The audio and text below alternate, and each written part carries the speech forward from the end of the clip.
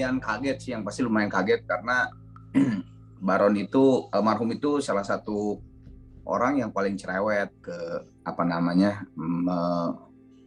mengingatkan akan pandemi COVID ini gitu. Bahkan ada beberapa kru gigi yang dari luar kota, rumahnya ada yang di Tasik, ada yang di Sukabumi, nah Bogor itu diistirahatkan dulu karena masuk di akal gitu. Mereka kan pakai angkot ya, maksudnya mereka pakai angkutan umum gitu ya ke Jakartanya, takutnya kan di jalan terpapar atau bahkan kebalikannya gitu, setelah kerja dari Jakarta pulang ke rumah malah dia yang jadi OTG gitu kan, malah keluarganya gitu yang kena. Jadi dia paling cerewet banget. Terus apalagi kalau pada saat di venue kan sekarang kan bukan kebanyakan ya, hampir semua sekarang kan kalau syuting virtual gitu kan. Nah itu di tempat studio tuh dia paling ini banget, tegas banget gitu. Ini siapa, nggak ada di SOP-nya. Gue kan udah minta sekian orang di dalam ruangan, bla bla bla dan sebagainya. Nah makanya pas kena itu kita sempat kaget gitu, lah kok bisa kena lu Ron gitu kan lu kan paling cerewet banget gitu dan sebagainya. Nggak tahu nih kan dari mana ya kena, masuk Wisma Atlet. Di Wisma Atlet cuma berapa hari lah ya, 2-3 harian gitu, karena mungkin sudah mulai merasa sesak dan gimana gitu ya. Terus kan Wisma Atlet juga lagi penuh gitu. Nah terus kita dibantu banget sama Om Hendro Priyono, sama Abdi Sleng, terus itu pindah ke Rumah Sakit Polri. Nah dari Rumah Sakit Polri itu di situ udah mulai rada-rada jarang tuh berkomunikasi. Biasanya kan WhatsApp-an di grup atau video call di grup gitu. Kata dokter membutuhkan ventilator gitu. Jadi udah tambah kritis lah, gawat lah gitu istilahnya gitu. Mungkin di RS Polri ventilatornya kepakai semua gitu kan. RSPAD masih ada. Itu pun atas perbantuan lagi Om Hendro Priyono, terus Abdi Sleng, Dokter Terawan gitu kan. Akhirnya pindahlah ke RSPAD. Nah dari RSPAD itu ya udah nggak ada pembicara lagi tuh sama anak gigi karena udah di ventilator kan, udah ditidurkan gitu. Ya udah itu terakhir itu kita ngobrol yang waktu dia masih di RS Polri.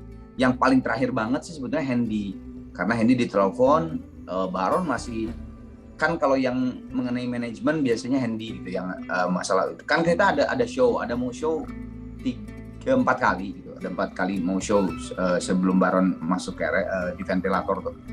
Nah dia tuh nelfon Hendy masih mikirin itu gitu, Hen ini yang ini lu gini terus ya Hendy bilang udahlah bah, ngapain lah lu mikirin gitu, udah lu konsentrasi aja gitu, gampang lah gitu.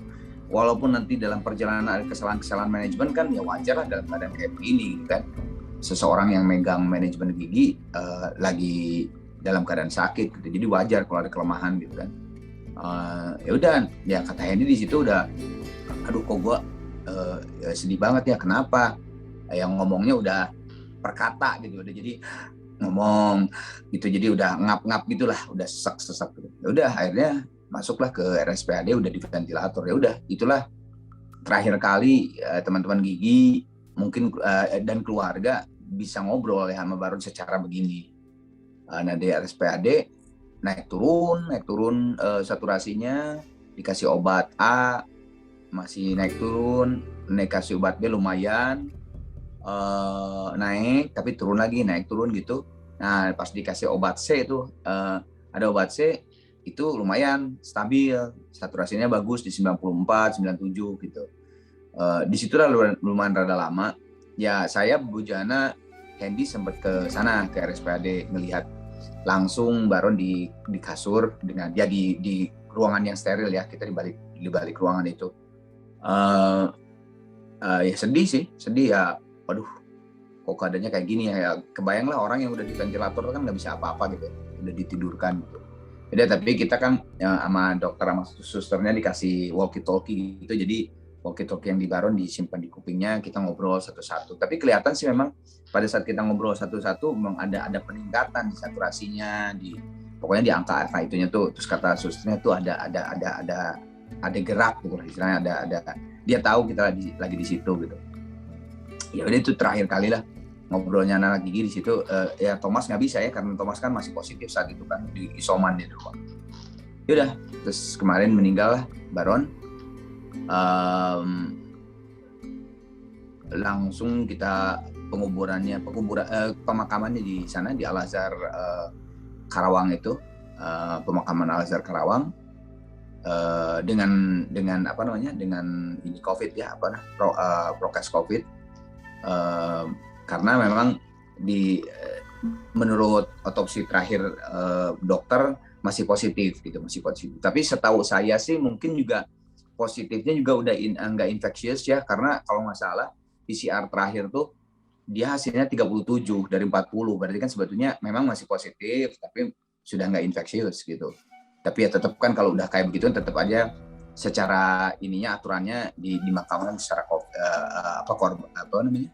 jenazah COVID gitu. Ya saudara ya, gimana sih kehilangan saudara gitu ya, berjuang mencoba untuk mempertahankan saudara kita apakah masih bisa kembali lagi ke dunia ini gitu kan. Gimana sih kalau kita punya saudara gitu ya, udah kayak saudara-saudara gitu, karena kan ya sekarang ini Baron manajer gigi, tapi kan dulu kan penciptanya dari grup gigi gitu kan, bareng-bareng berlima gitu. Jadi berjuang bareng, walaupun Baron ngilang dari gigi tidak ada berapa tahun, tapi toh kan terakhirnya itu akhirnya balik lagi ke rumahnya gitu, ke gigi, untuk menjadi manajer, memanage kita gitu. Jadi ya jelas lah gitu. Dan apa ya, mungkin hubungannya juga udah bukan kayak sebuah band dengan manajer gitu sih. Karena ini lebih lebih kayak adik kakak aja gitu ya, berkolaborasi dalam sebuah grup gitu ya. Jadi ya memang kehilangan banget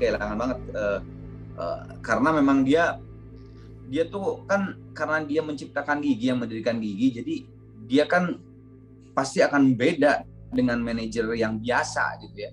Dia merasa memilikinya ya kayak saya di dalam gigi gitu. Ya mungkin ada seorang manajer yang rasa memiliki sebuah grup band yang di-manage sama dia tuh memang benar-benar cinta banget. Tapi kan kalau Baron itu memang yang mendirikan gigi gitu. Jadi di dalam perjalanannya tuh benar-benar A sampai Z-nya tuh sama dengan kita gitu, vibe-nya gitu. Ya emang betul, ya dia memang multi talented gitu. Jadi mungkin kuliah atau belajar itu pendidikan itu hanya sebagian kecil ya dari kehidupan dia. Karena dia tuh ilmunya sebelum dia kuliah aja sebetulnya udah ilmunya tuh udah penuh gitu. Karena memang orangnya tuh pengen tahu semua gitu. Kadang kita juga kadang kesel ke dia tuh. Lu ngapain sih masih ngurus kayak gituan gitu, kan bukan bidang lu. Tapi kalau dipikir-pikir, kalau dia cara ngomong dan sebagainya, memang dia menguasainya gitu. Misalnya ya di gigi sendiri juga misalnya betul-betul rapih gitu dia cara memanagenya, terutama ke masalah pajak gitu. Bahkan manajer-manajer band-band yang lain tuh pada belajar ke dia gitu. Tapi memang benar gitu apa yang, bahkan ada satu kejadian ada orang pajak lah gitu ya, orang pajak teman juga gitu, itu diceramahin sama dia, maksudnya diberikan pengarahan pada saat berbicara masalah pajak terhadap sebuah band itu seperti apa, malah dibalikin sama dia dengan pelajaran yang dia tahu di dalam kepalanya. Dan orang pajak itu nggak bisa ngapa-ngapain, nggak bisa berkutik. Emang bener gitu apa yang dia omongin. Jadi kan dari situ kita bisa melihat bahwa dia memang multi talented gitu. Itu kayaknya 1:1 juta kali ya, dan dari seorang musisi yang bisa seperti itu gitu. Makanya sekarang kita benar-benar kehilangan banget sih, karena di diri Baron itu berapa orang disatuin gitu untuk manajemen gigi. Nah sekarang hilangnya dia tuh kita rada mikir gitu, wah ini harus nge-hire berapa orang gitu untuk menggantikan sosok Baron, karena bukan hanya manajer tapi dia itu ilmunya tuh kemana-mana gitu. Yang tadi saya bilang sampai orang pajak pun diajarin sama dia, dan si orang pajak itu pun nggak bisa apa-apa nggak bisa berkutik, emang bener gitu. Oh iya ya, kok gue sendiri kok nggak kepikir ke arah situ gitu maksudnya. Seperti Ustadz bilang, ulama-ulama bilang, insya Allah meninggalnya saudara saya Baron dalam keadaan husnul khotimah gitu ya. Ya sudah memang meninggal karena sebuah pandemi ya. Terus juga yang bisa saya katakan ya, kemarin tuh bahkan istrinya pun baru sadar, dia ngomong gitu. Jadi kan dia pernah kuliah di Amerika dulu gitu ya, pernah hidup di Amerika ya, di New York. Itu pada saat ada kemarin Baron meninggal, mungkin permulaannya dari butuhnya darah plasma untuk Baron. Itu kalau di Indonesia mungkin tidak, ya Indonesia juga hebat sekali gitu ya. Itu sangat cepat menyebar, dan yang menyebarkannya tuh betul-betul dari segala macam kalangan gitu. Secara nama komersial seorang Baron di musik Indonesia tidak terlalu komersial kan sebetulnya kan, bukan pemain gitar yang misalnya ketahuan aktif sampai detik ini kayak misalnya Dewa Bujana gitu ya, pemain gitar gigi sendiri gitu. Bujana tuh dikenal sama orang sampai detik ini aktif gitu.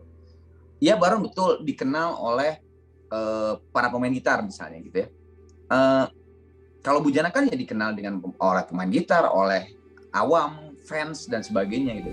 Nah tapi pada saat kejadian kemarin itu kita sendiri dan keluarganya sendiri sampai bingung gitu. Wah, kita tahu, terutama anak-anak gigi tahu, Baron itu sangat banyak berteman. Misal kayak di luar kota, kita mendarat di Jogja, mendarat di Bali atau dimanapun itu, dia itu pasti tidak ada di hotel.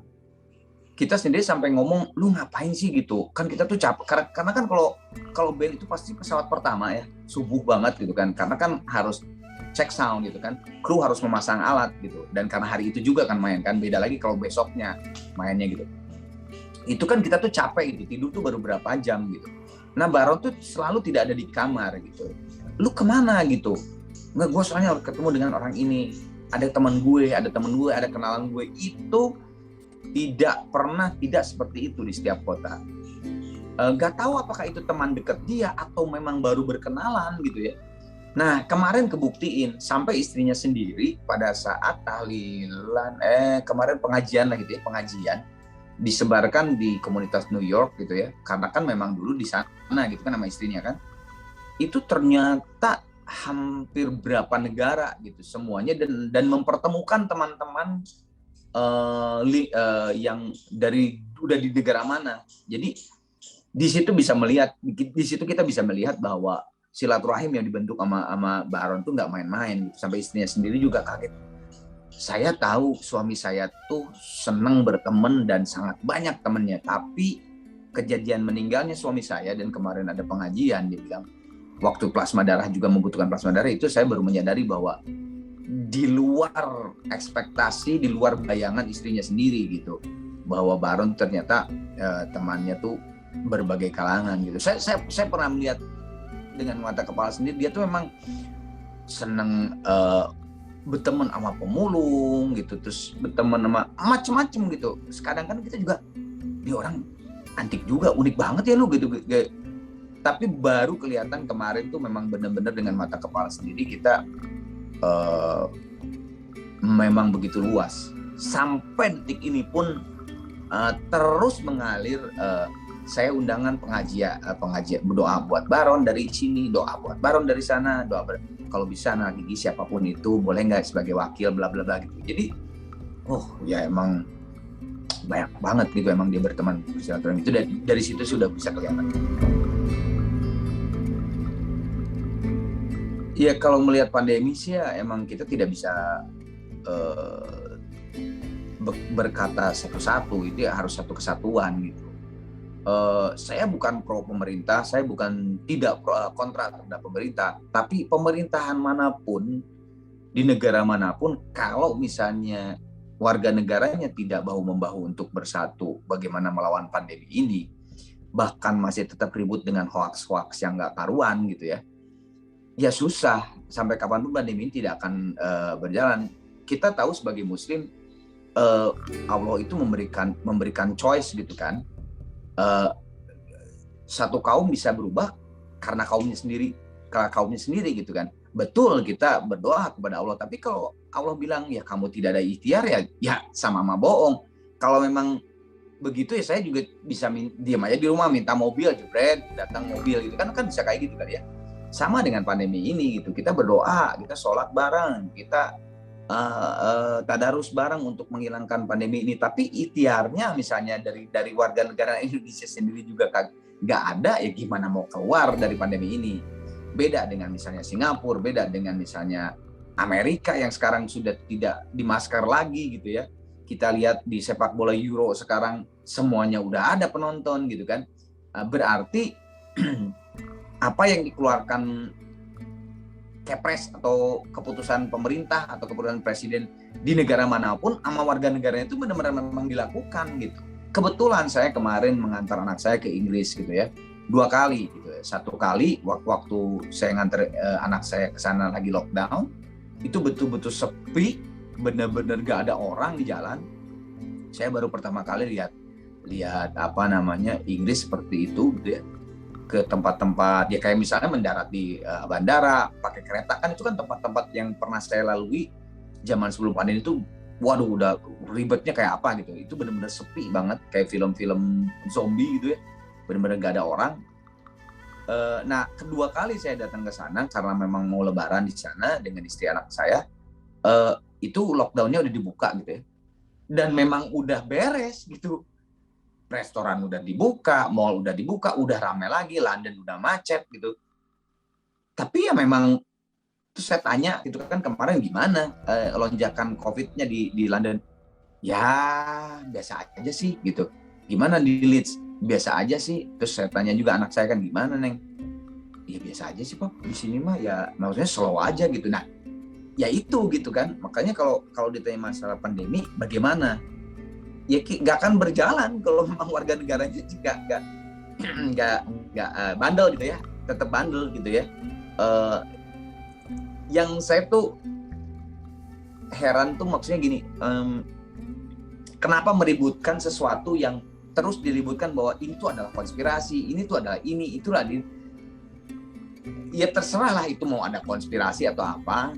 Tapi virus COVID ini sekarang tuh udah ada, sama dengan kayak virus influenza, sama dengan kayak virus ada DB ya, demam berdarah, ada apapun itu gitu. Nah kan udah ada gitu. Ada lagi yang berpendapat berteori bahwa ya sebetulnya yang gini. Ya tapi kan virus ini tuh udah ada gitu. Ya tidak ada salahnya dong kalau udah ada, ya kita juga mempertahankan diri aja gitu. Itu aja sebenarnya simpel itu sih. Tapi kan pembahasannya tuh terus aja nggak selesai gitu ya. Ya tapi mudah-mudahan lah semua doa-doa yang kita lakukan, mau yang muslim, mau non-muslim, semua saya yakin di gereja, di pura, dimanapun, semua berdoa yang punya agama itu untuk Tuhan untuk mencabut pandemi ini. Insya Allah itu di ikhtiar kita juga ada, insya Allah dicabut. Kalau buat Gigi sendiri sih, ya kita harus survive ya. Udah 1,5 tahun sekarang ya, udah hampir 1,5 tahun. Alhamdulillah survive, Gigi masih ada show walaupun yang tadi saya bilang virtual gitu kan. Terus kemarin ada show gara-gara yang PPMK besok nih, itu banyak yang dibatalkan gitu. Jangankan show, saya kan memandu sebuah acara gitu di sebuah TV, itu pun di hold gitu. Maksudnya kan padahal acara itu kan memang benar-benar tertutup ya kalau acara TV kan. Apalagi acara saya itu kan bukan acara yang mengundang banyak bintang tamu lah gitu lah. Itu aja di hold gitu. Nah, apalagi show walaupun virtual tetap aja kan pasti akan mendatangkan banyak orang di ruangannya karena produksi itu tetap aja banyak orang gitu kan. Itu ya pasti di hold. Tapi ya bismillah. Kita harus tetap optimis ya. Saya penyintas, jadi saya pernah merasakan bagaimana COVID itu. Terus yang menarik adalah pada saat saya mengantarkan anak saya ke Inggris, ke Leeds, karena dia harus kuliah. Naja anak saya tuh dari Indonesia, ya kalau masuk pesawat kan nggak harus pakai PCR kan, nggak mungkin kalau positif nggak boleh masuk pesawat, apalagi ke luar negeri gitu, di dalam negeri aja udah kayak begitu kok. Nah itu kan negatif. Mendarat di Leeds, peraturan Inggris adalah kita di sana dikasih 2 kit untuk kit COVID-19 untuk nyolok sendiri, terus diposkan gitu ya. Hari kedua dan hari ke-8 karena 10 hari karantinanya. Di hari kedua di swab, di PCR, ternyata saya negatif. Ya alhamdulillah, kalau saya kan emang baru banget kan itu negatif tuh. Udah gitu udah vaksin pertama sekali, belum 2 kali, sekali. Dewi itu yang belum divaksin, dan dia juga bukan penyintas, mendarat di Leeds, ternyata anak saya positif gitu. Kebayangkan kalau waktu dulu saya positif di rumah saya isoman, lantai atas udah buat saya aja, keluarga saya di lantai bawah. Gede gitu, maksudnya tuh banyak ruangan di atas itu. Nah ini kan di waktu di Inggris kan kita masuk kos-kosannya anak saya gitu. Kebayangkan kos-kosan segede apa sih? Sebesar apa sih kos-kosan gitu? Kamar mandi 1, dapur di situ juga, barang kasur gitu dan sebagainya. Nah aja positif gitu. Kebayangkan tegangnya saya seperti apa di negara orang lagi. Negara Inggris itu, ya mungkin di Amerika juga, saya nggak tahu, Amerika belum pernah tinggal di sana. Tapi di Inggris itu yang namanya mencari obat dan sebagainya sangat susah karena di sana itu harus ada prescription dari dokter, resep dari dokter. Nggak kayak di sini, apotek itu bisa beli gitu ya istilahnya. Wah saya tegang banget. Tapi selama di dalam kamar 10 hari, kita betul-betul prokes ketat, saya dan Dewi, 24/7 pakai masker, tidak pernah dicopot kalau keluar untuk narik nafas aja, lama-lama capek juga, terus masuk lagi ke dalam, terus kita melakukan prokes ketat di situ, cuci tangan, bla bla bla dan sebagainya, baju dan sebagainya. Itu padahal kamar mandi barengan, dapur barengan. Alhamdulillah Naja negatif, kita tidak terjangkit gitu. Jadi memang sudah terbuktikan oleh saya gitu. Memang kalau prokes, insya Allah bareng loh di situ gitu. Dan saya nggak pakai APD sama Dewi gitu kan, bukan nggak pakai APD tiap hari, biasa aja baju begini, tapi pakai masker dan sebagainya, cuci tangan dan sebagainya. Itu kalau mengenai prokes, contohnya gitu. Nah kalau vaksin buat saya, ya seperti yang tadi saya bilang, saya percaya virus itu sudah ada. Terus ini ada vaksin. Kalau memang vaksin ini bohong, yang sudah disuntik itu bukan Indonesia, tapi seluruh orang, jutaan orang di dunia. Kalau vaksin itu memang bohong atau berbahaya, mungkin jutaan orang atau ratusan ribu orang meninggal. Betul, ya kan? Pasti meninggal gitu. Tapi kan ini betul katanya, saya nggak tahu ya. Saya nggak tahu karena saya tidak melihat dengan mata kepala sendiri, maka saya tidak berani untuk mengatakan bahwa ada yang divaksin meninggal. Tapi misalkan atau katanya ada orang yang divaksin meninggal, 1 atau 2 orang atau nggak tahu lah berapa di dunia ini, mungkin kan pasti ada explanation-nya dari dokter kenapa dan sebagainya. Makanya pada saat penyuntikan vaksin kan selalu di situ ada lembar yang harus kita isi kan. Apakah sedang sakit A, sakit B, sakit C, apakah sedang makan kapsul pengencer darah gitu kan, dan sebagainya. Nah, itu makanya tidak boleh bohong gitu kan. Kalau memang kita sedang begitu ya kenapa? Karena mungkin takutnya kalau kita bohong, nggak ngomong apa-apa, si vaksin itu akan ada apa-apa terhadap tubuh kita gitu. Nah, terus beredar lagi, wah setelah vaksin gua sampai muntah-muntah, mual, bla bla dan sebagainya. Ada yang enggak, saya kebetulan sama sekali enggak. Vaksin pertama cuman ngantuk, tidur sejam selesai. Yang kedua sama sekali saya nggak ada apa-apa, alhamdulillah. Nah, tapi yang lain ada yang begini, ada yang begitu. Ya saya kira saya bukan dokter gitu ya, memasukkan sesuatu ke dalam tubuh manusia, benda asing maksudnya kan, benda asing terhadap tubuh manusia, pasti akan ada adaptasi dari badan kita kan sebagai manusia gitu. Jangankan gitulah, kita luka agak gede aja besok bisa demam gitu kan berapa jam kemudian, karena memang tubuh itu langsung imunitas tubuh bekerja gitu kan. Nah ini memasukkan barang lain ke dalam badan kita, pasti akan beradaptasi gitu kan si badan itu. Ya itulah, setiap manusia beda-beda kan. Ditanya, lu, wah gue mau jadi lapar mulu, ada yang gitu. Wah gue mau pusing, gue ada yang mual, gue ada yang ngantuk, gue nggak apa-apa. Ya itu wajar gitu. Tapi kan itu tuh kan digoreng tuh ya, digoreng kan, wah, jadi semuanya tuh beribut mengenai itu gitu, mengenai apa, kejadian itu gitu ya. Kalau nggak mau ada apa-apa, suntikin air biasa aja gitu kan ke dalam badan kita, mungkin kan nggak ada apa-apa kali ya kalau disuntik, tapi nggak tahu juga masuknya ke dalam darah, air kan bisa bahaya juga gitu kan istilahnya gitu kan. Nah jadi buat saya sih, memang setelah divaksin bukannya kita jadi Superman, enggak, tapi insya Allah dengan yang tadi saya bilang ikhtiar dan doa, ini adalah ikhtiarnya, kalaupun kita kena positif, mungkin tidak terlalu parah gitu, yang harusnya mungkin nauzubillah min dzalik masuk ICU misalnya gitu, kita enggak, cuma isoman aja ya, sesak-sesak dikit dan sebagainya gitu. Jadi bukan jadi Superman jadi divaksin juga gitu, bukan gitu maksudnya. Jadi kalau buat saya sih mengenai vaksin ya, kenapa tidak kita untuk mencoba gitu ya, untuk kita memvaksinkan diri gitu, untuk yang melihat ini ya, tayangan ini.